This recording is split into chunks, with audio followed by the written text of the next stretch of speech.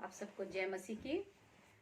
परमेश्वर का धन्यवाद हो इस सुंदर समय के लिए कि प्रभु की योजना के तहत, जैसे कि पास्टर दीपक राजपाल ने, प्रभु के दास ने चाहा, और ये परमेश्वर की योजना थी कि मैं परमेश्वर की कुछ गवाहियों को और परमेश्वर के उन कार्यों को जो उसने मेरे जीवन में करे, कैसे मैंने प्रभु को जाना, आप सब लोगों के साथ शेयर करने वाली बन सकूं। इसके लिए मैं प्रभु का धन्यवाद देती हूँ सुंदर अवसर देने के लिए।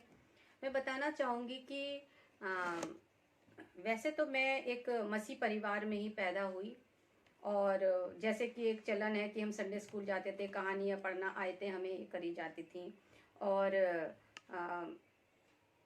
क्रिसमस मनाना, ईस्टर, बस मेरा ज्ञान, मैंने यीशु मसीह को यहीं तक ही जाना था।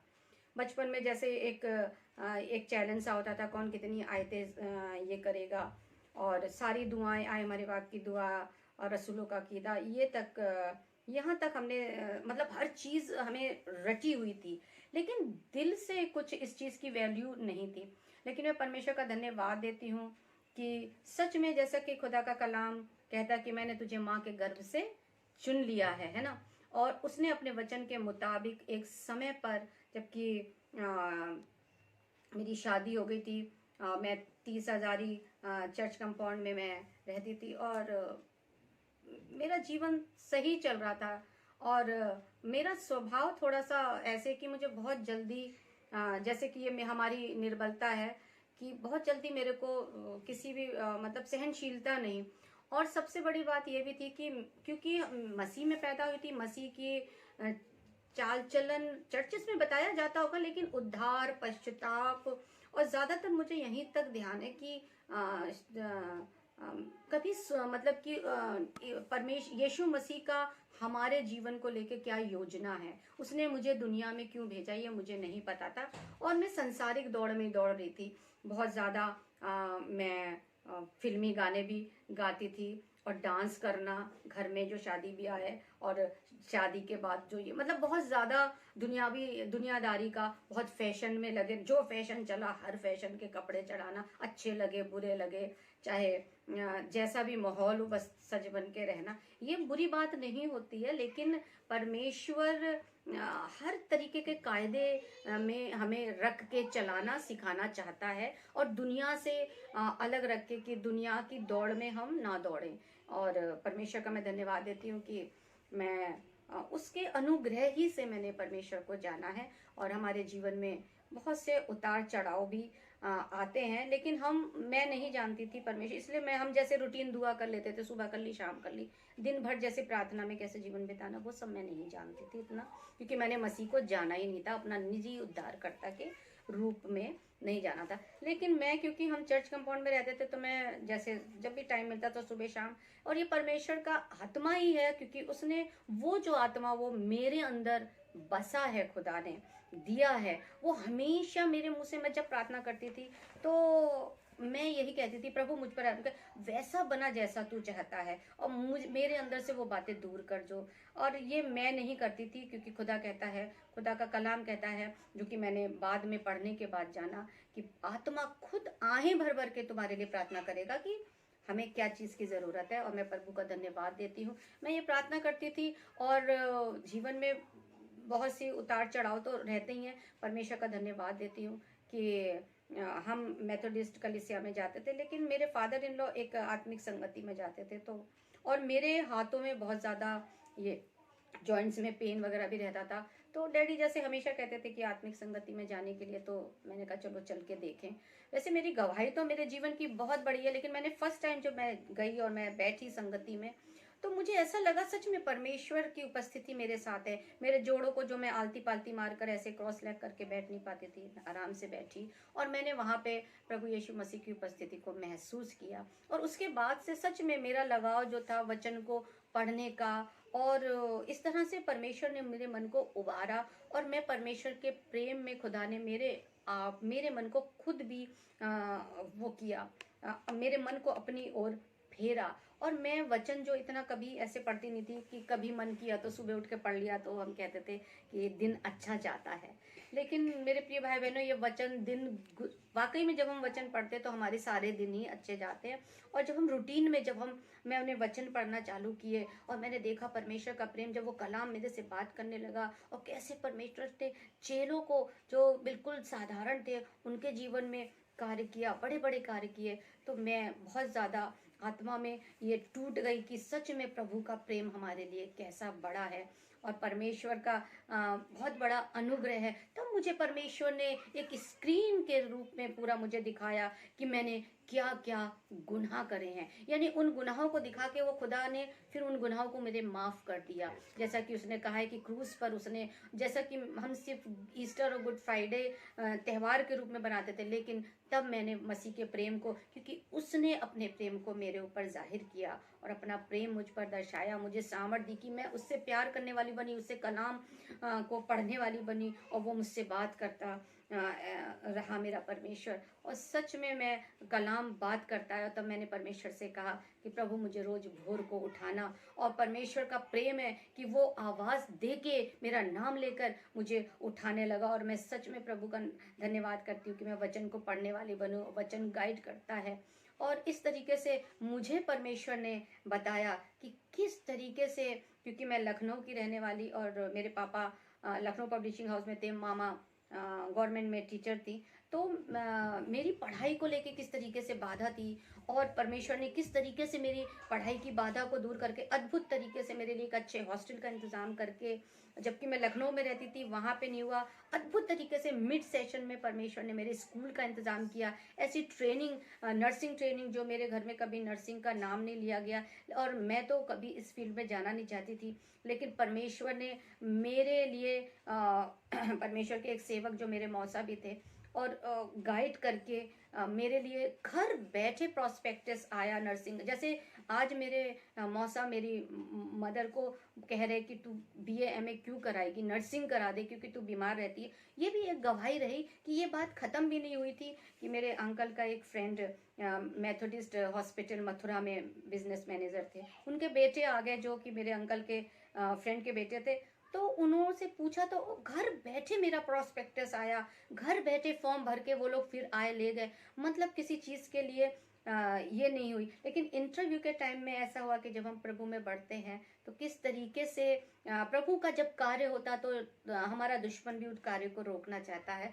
तो इंटरव्यू कॉल लेटर खो गया, लेकिन परमेश्वर ने नहीं छोड़ा, क्योंकि मेरी एक और आंटी की बेटी का भी वहाँ हो रहा था। तो परमेश्वर ने उन आंटी ने पापा के लखनऊ पब्लिशिंग हाउस में फ़ोन किया। वैसे वो फ़ोन अक्सर ख़राब रहता था, लेकिन रुक गया। जैसे 30 को इंटरव्यू था, 28 को फ़ोन मिला। ये सिर्फ परमेश्वर कराता, उसने मेरी बाधाओं को, क्योंकि उसने कहा है कि मैं तेरे आगे आगे चलूंगा, तेरे ऊबड़ खाबड़ भूमि को समतल करूंगा, लोहे के बेड़ों और पीतल के किवाड़ों को तोड़ डालूंगा। और उसने अपना ये कार्य किया, क्योंकि उसने मुझे माँ के गर्भ में से चुना। और कौन है जो खुदा के लोगों के सामने से कोई चीज़ छीन सकता है? कोई भी नहीं। और सच में परमेश्वर ने कार्य किया कि मेरी ये बाधा भी खुदा ने दूर करी। तुरंत मेरे पापा गए, इंटरव्यू लेटर, और मैं पीछे से गई और हमें मेरा इंटरव्यू भी अच्छे से हुआ।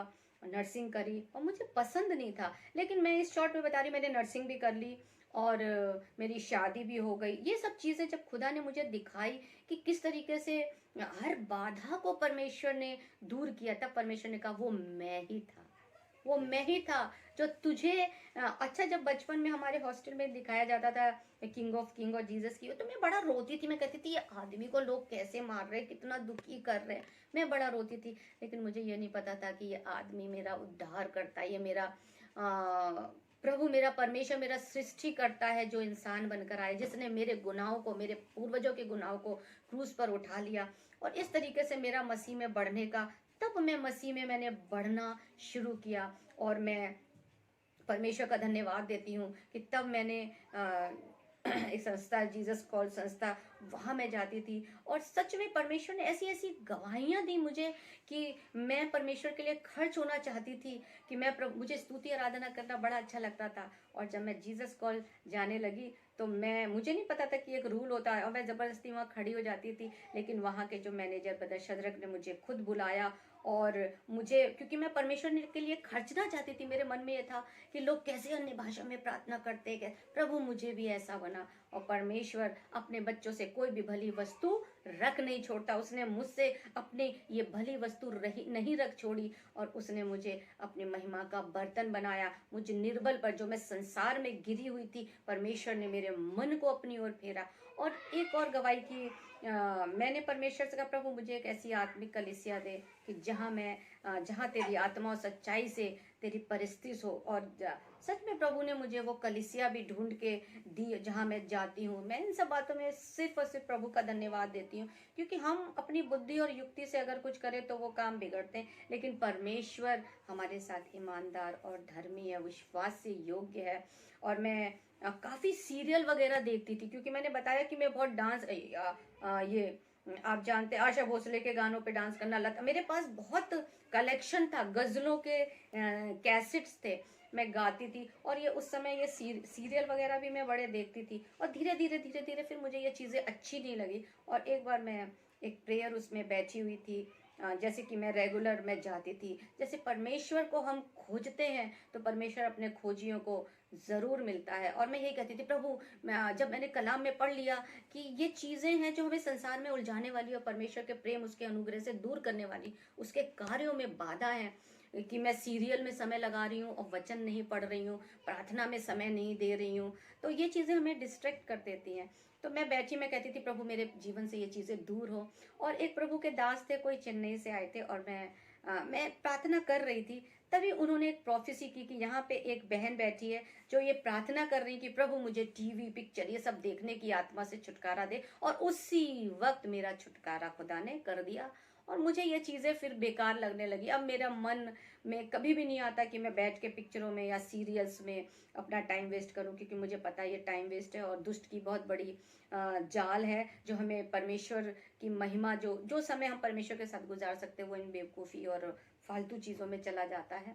ये मतलब कि परमेश्वर हमारा चंगाई देने वाला, आत्मिक चंगाई देने वाला, ना सिर्फ शारीरिक कि मैं बीमार था, चंगा हो गया, मुझे ये बीमारी थी, वो सब भी है, लेकिन कलाम कहता है परमेश्वर का पुत्र खोए हुए को ढूंढने और पापियों का उद्धार करने आया। और मैं पापी, मैंने अभी भी, हम बहुत बार ये होता है कि कई बार जब हम कलाम पढ़ते हैं और परमेश्वर जब हम पे अपना कब्जा ले लेता है, तो वो हमें क्या करता है कि धर्मी जन लिखा, धर्मी यानी हम कामों से नहीं, विश्वास करते हैं कि यीशु मसीह मेरा उद्धार करता है। जब हम उसको मान लेते हैं, तो चाहे हम किसी टेम्पटेशन में गिर रहे हो, हमारे विचारों में कुछ आ रहा हो, लेकिन परमेश्वर तुरंत उसको वॉश आउट करता, तुरंत हमारे को सामर्थ देता। बहुत सी चिंताएं हमें घेरती हैं, और इस तरह से हम छुड़ाए जाते, क्योंकि उसने हमें अपना दाम दे के, लहू को दाम दे के हमें छुड़ा लिया है। और मैं इन सब बातों के लिए सिर्फ और सिर्फ प्रभु को महिमा देती हूँ। और मैं इसमें ये भी बताना चाहूँगी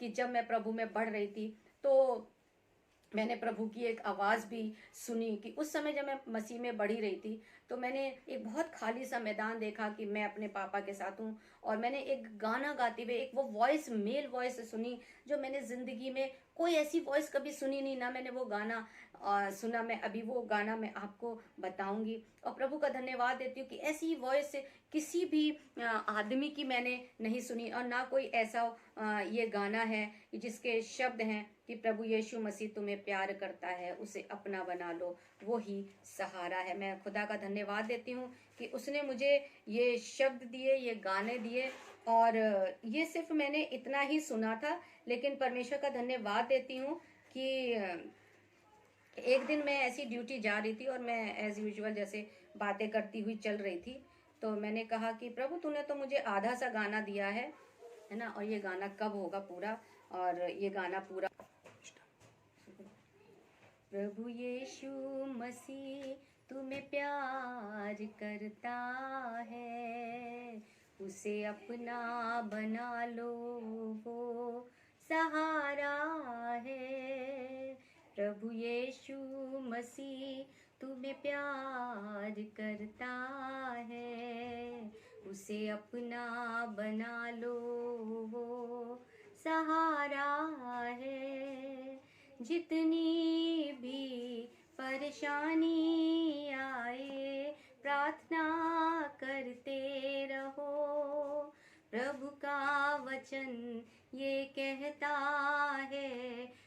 पर विश्वास करो। जितनी भी परेशानी आए प्रार्थना करते रहो। प्रभु का वचन ये कहता है उस पर विश्वास करो। डूबते हुए जीवन का बना लो वो सहारा है। प्रभु यीशु मसीह तुम्हें प्यार करता है। उसे अपना बना लो वो सहारा है। मेरे मसीहा मेरे प्रभु जी, जीवन मेरा तेरा है। इसको अपने योग्य बना लो, विनती मैं करता हूँ। मेरे मसीहा मेरे प्रभु जी, जीवन मेरा तेरा है। इसको अपने योग्य बना लो, विनती मैं करता हूँ। मेरे जीवन की बस यही आशा है, उसे अपना बना लो वो सहारा है। प्रभु यीशु मसीह तुम्हें प्यार करता है। उसे अपना बना लो वो सहारा है। दुख संकट जब भी आता है, शांति वो देता है। अपने वचन के द्वारा वो मेरा जीवन बदलता है। दुख संकट जब भी आता है, शांति वो देता है। अपने वचन के द्वारा वो मेरा जीवन बदलता है। मेरे अंधियारे जीवन का उजाला है, उसे अपना बना लो वो सहारा है। प्रभु यीशु मसीह तुम्हें प्यार करता है। उसे अपना बना लो वो सहारा है। हालेलुया। और जब हम सच में प्रभु के सुंदर गीत के लिए जो कि प्रभु ने मुझे दिया, मैं राह में चल रही थी, इस तरह से मुझे उसने ये सुर भी दिया, यही टोन मैंने सुनी थी और प्रभु ने इसमें मुझे बढ़ाया। और ये गाने को बढ़ाने में जब प्रभु का मैं धन्यवाद देती हूँ कि सच में दुख संकट आता है वही तसल्ली देता, वही है कि परमेश्वर का एक वचन मुझे बहुत, ये मैं पिछले दिनों पढ़ रही थी कि भजन संहिता 91 का है कि वे अपने दूतों को तेरे निमित्त आज्ञा देगा कि जहाँ कहीं तू जाए वो तेरी रक्षा करे। ऐसा ना हो तेरे पाँव को पत्थर से ठेस लगे। ये पत्थर से ठेस लगने का मतलब है वो पत्थर हमारे को किसी भी परेशानी के पत्थर हैं, किसी भी पाप में गिरने का पत्थर हो सकता है कि वो हम पाप में गिरे, उससे हमें ठेस लगे और ठेस लगेगी।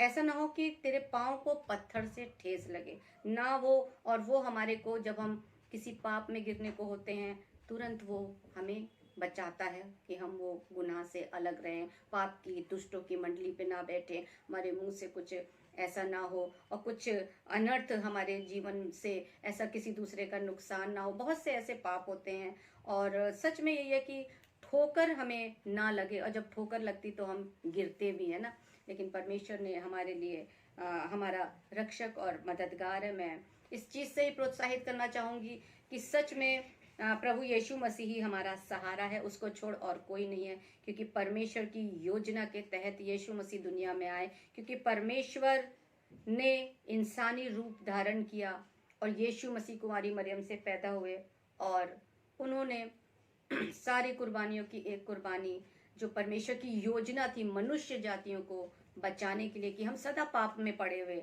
नरक में जाने वाला जीवन ना बिताए। परमेश्वर नरक को जानता है कितना भयानक है और वो चाहता है कि हम नरक में ना जाए, इसलिए उसने हमारे को बचाने के लिए खुद इंसान बना, क्योंकि उसने देखा कि एक भी धर्मी नहीं, मनुष्यों में ऐसी योग्यता नहीं और पशुओं के लहू से, पशुओं की बलिदान से किसी मनुष्य का उद्धार नहीं हो रहा था। यानी पशुओं का खून जितने भी हम बलिदान चढ़ा लें, उससे हमारे पापों से ना तो हमें मुक्ति मिलेगी ना मोक्ष मिलेगा, और जो पूर्वजों के शाप है वो भी हमारे ऊपर आ जाएंगे और हमारे पाप भी हमारे लदे रहेंगे। तो खुदा बाप ने उन सारी चीज़ों, कलाम कहता है यशाया 9 में कि परमेश्वर यहोवा की धुन से ये हो जाएगा। परमेश्वर यहोवा को, मनुष्य जातियों को बचाने की धुन, जो लोग परमेश्वर से, वो सच्चे जीवते सृष्टिकर्ता परमेश्वर यहोवा से जो भटक गए, जिन्होंने अलग अलग भटक कर अलग अलग परेशानियों में फंस गए, अलग अलग अपने लिए ईश्वर बना लिए और सच्चे ईश्वर को भूल गए, उस ईश्वर ने हमें मनुष्यों को भटकने से बचाने के लिए, हमारे दुश्मन दुष्ट के हाथों से जो हमारे जीवन में बीमारी, परेशानी और तंगी, बदहाली और परमेश्वर की आशीषों को जो आने से रोकने के लिए हमें पाप में गिराता है, उस दुष्ट से, उस पाप से हमें बचाने के लिए परमेश्वर ने एक अद्भुत योजना करी कि वो खुद इंसान बनकर आया और एक कुंवारी से पैदा हुआ, क्योंकि उसने, यीशु मसीह ने ना तो पाप किया और ना उसने छल किया। वो गाली देकर गाली नहीं देता था, और उसके जब क्रूस की राह पे जा रहे थे, उसके मुंह पे तमाचे भी मारे, उसके मुंह पे थूका भी गया, उसका मजाक भी उड़ाया गया, लेकिन उसने एक नमूना दिया। और मैं बहुत शुक्रगुजार हूँ कि सच में हम ऐसे जीवते परमेश्वर को देखने पाए, जो हमारे को बदलना चाहता है, एक अच्छा इंसान बनाकर परमेश्वर से मेल मिलाप कराने वाला बनकर आया प्रभु यीशु मसीह। और उसने सारे, ये सिर्फ एक ही से नहीं कि ईसाइयों का ही, सारे जगत का सृष्टि करता है। लिखा परमेश्वर ने जगत से ऐसा प्रेम किया कि उसने अपना इकलौता पुत्र दे दिया, ताकि जो कोई, ना हिंदू ना मुसलमान ना ईसाई, नहीं, जो कोई विश्वास करे वो अनंत जीवन, क्योंकि मृत्यु के बाद भी एक जीवन है। और मैं सबको प्रोत्साहित करना चाहूंगी कि जिंदा खुदा, जिंदा परमेश्वर को जानने में ही समझदारी है, और यीशु मसीह सबका मुक्तिदाता बनकर दुनिया में आए, छुड़ाने वाला। हमें किसी को पक्षियों को खाना खिला के मोक्ष लेने उधर नहीं, सिर्फ एक काम करना है कि हमें परमेश्वर के पास जिस भी हाल में अपने कमरे में घुटने टेकें और अपने कामों से फेर के परमेश्वर के पास है, प्रभु अब मैं क्या करूं, मुझे छुटकारा दीजिए, मैंने ये, बस हमें सिर्फ इतना करना, प्रभु के पास आना है, क्योंकि यीशु मसीह ने तो ऑलरेडी छुटकारा कर दिया है। और जब हम परमेश्वर के पास जाते हैं तो वो उसका बेशकीमती लहू जो हमारे लिए बहाया गया, वो तब कार्यकारी होता, उसने कर दिया है, बयाने में हमारे लिए सब काम कर दिया है।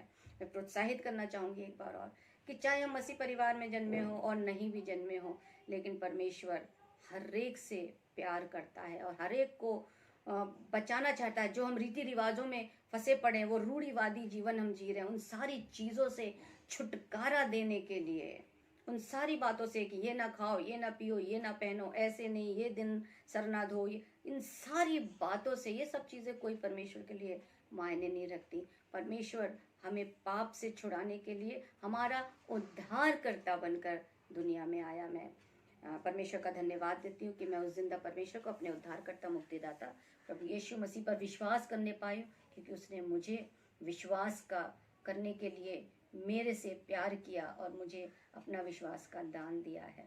मैं इस चीज़ के लिए प्रभु की बहुत आभारी हूँ और गवाही दी है, और परमेश्वर का धन्यवाद देती हूँ कि सच में परमेश्वर के साथ जब हम चलते हैं ना तो हम गिरते ना धोखा खाते हैं। एक छोटी सी गवाही और देना चाहूँगी। अभी रिसेंटली की मेरी गवाही है कि मेरे जनवरी से मेरे पैर में दर्द, मैं मोटिवेट करने के लिए चाह रही हूँ कि परमेश्वर के साथ चलने में हमें कोई हानि नहीं है। कि जब परमेश्वर ने यही नहीं कहा कि मुझसे प्रेम करो, जब हम सच में सच्चे दिल से परमेश्वर से प्रेम करते हैं और उसके सिवा और कहीं इधर उधर नहीं देखते हैं, और हमेशा परमेश्वर हमें बताता रहता, वो अपना प्रेम हम पर प्रकट करता रहता है कि मैं तेरे साथ हूँ। हम बहुत बार डर जाते हैं बहुत से सिचुएशंस में, लेकिन परमेश्वर हमें बताता, मैं तेरे साथ हूँ, मत डर, मैं तेरे साथ हूँ, मैं तुझे छुड़ाऊंगा। जनवरी से मेरे सीधे पैर में बहुत ज़्यादा पेन हो रहा था। वैसे अक्सर मेरे जैसे जॉइंट्स में कभी कभी ऐसे होने लगता है, तो मैं सोची थी पता नहीं क्यों हो रहा है, और मैं ऐसी चलती जा रही थी, घर में काम, ड्यूटी जाना, मुझे नहीं पता था क्या है, लेकिन और मैं छुट्टी भी नहीं ले पा रही थी। और इसके बाद मैंने अभी पूरा जनवरी लास्ट से पूरा फरवरी हो गया, मैंने फरवरी अभी लास्ट में ही मैंने कहा एक्सरे करा लूँ कि क्या है, क्यों पेन हो रहा है इतना। तो मैंने एक्सरे कराया। उसके दूसरे दिन मैं डॉक्टर के पास गई, तो मैंने जब एक्सरे दिखाया तो डॉक्टर बोले कि किसका है ये? मैंने कहा मेरा है। कि इसमें तो फ्रैक्चर है, और ये फ्रैक्चर कहाँ गिर पड़ी आप? मैंने कहा मैं तो, मुझे पता नहीं, मैं तो कहीं नहीं गिरी हूँ, और मुझे ध्यान भी नहीं है कि पैर कहीं मुड़ा कुछ है। कि फिर वो हंसने लगे, कहने लगे अरे ये तो हड्डी टूट के जुड़ने भी लगी है सिस्टर अब ये। और मैं परमेश्वर का धन्यवाद देती हूँ, क्योंकि मैं जानती हूँ कि वो मेरी हड्डी हड्डी की रक्षा करने वाला परमेश्वर है। और मुझे पेन तो हो रहा था कि मैं ऐसा भी नहीं कि मैं चल ना सकूं। मैं इतने पूरे महीने भर से चल फिर रही थी, जा रही थी, सीढ़ियाँ भी चढ़ रही उतर रही, जबकि जब मैंने उनसे कहा कि अब तो मेरे पैर में दर्द है तो थोड़ा मुझे रेस्ट तो दे दें, तो उन्होंने रेस्ट दिया और रिस्ट्रिक्शन दी कि सीढ़ी ना चढ़ना, ये नहीं। तो मैं ये कह रही, मैं तो ये सब काम कर ही रही थी, तो इस समय में रक्षा किसने करी?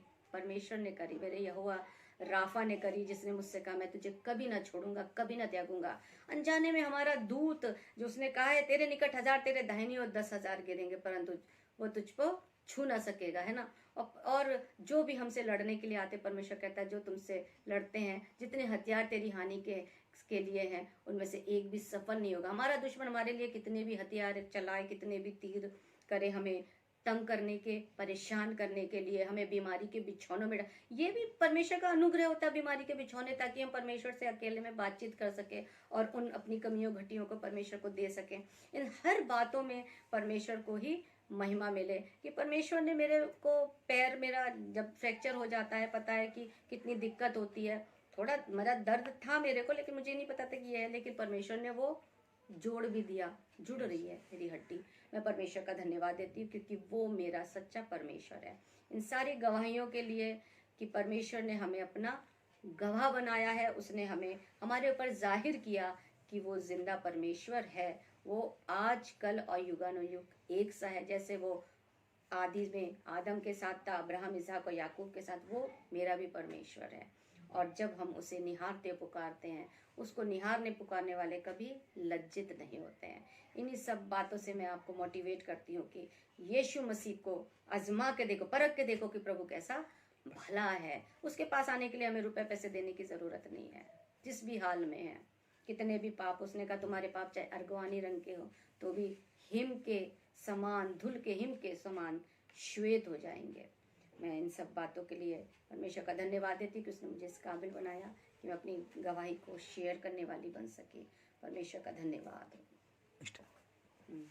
और ये मेरा वीडियो पास्टर दीपक राजपाल प्रकाशित प्रार्थना भवन, प्रकाशित जीवन प्रार्थना भवन के द्वारा, पास्टर ने मुझे बहुत टाइम से कह रहे थे कि सिस्टर आपकी गवाही देना, तो मुझे मोटिवेट किया उन्होंने। और ये प्रकाशित जीवन प्रार्थना भवन के लिए भी प्रार्थना करिए कि ताकि ये मंडली जो छोटी है और भी बढ़े और परमेश्वर के राज की बढ़ोतरी के लिए बहुत आयत से इस्तेमाल हो, और बहुत सी गवाहियाँ इनके द्वारा लोगों तक पहुंचने वाले बने, ताकि बहुत से लोग विश्वास करने वाले और यीशु मसीह को अपना जीवन देने वाले बने। जय मसीह की।